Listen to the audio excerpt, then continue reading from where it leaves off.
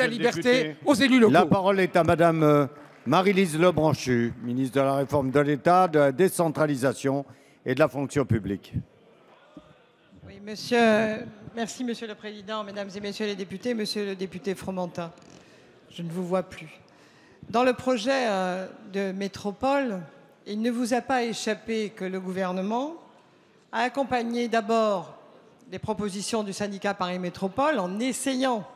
de répondre à la création d'un syndicat au 3e degré qui naturellement éloignait totalement les maires du pouvoir de décision. Puis après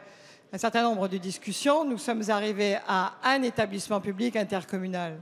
Et Monsieur Fromentin, ce n'est pas un sujet isolé actuellement en Europe et dans le monde, puisque j'aurai la très grande chance à Marseille à partir de demain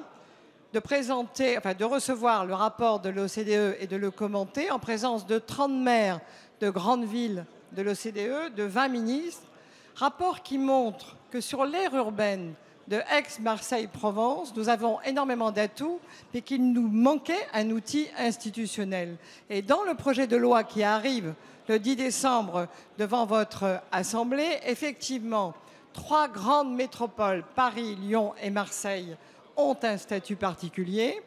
voté par l'ensemble des parlementaires qui le veulent bien, mais qui fait une grande place aux maires, puisqu'ils vont enfin, au niveau de la métropole, pouvoir discuter directement des grands projets d'industrie, de logement, d'enseignement supérieur, de recherche et d'environnement,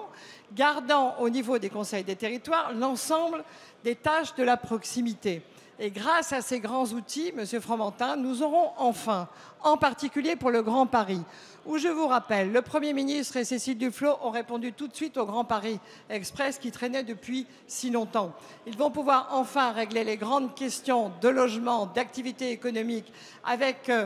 une péréquation naturellement forte qui va se produire sur cette grande métropole. Et je crois que c'est sur le sujet péréquation, Monsieur Fromentin, que nous aurions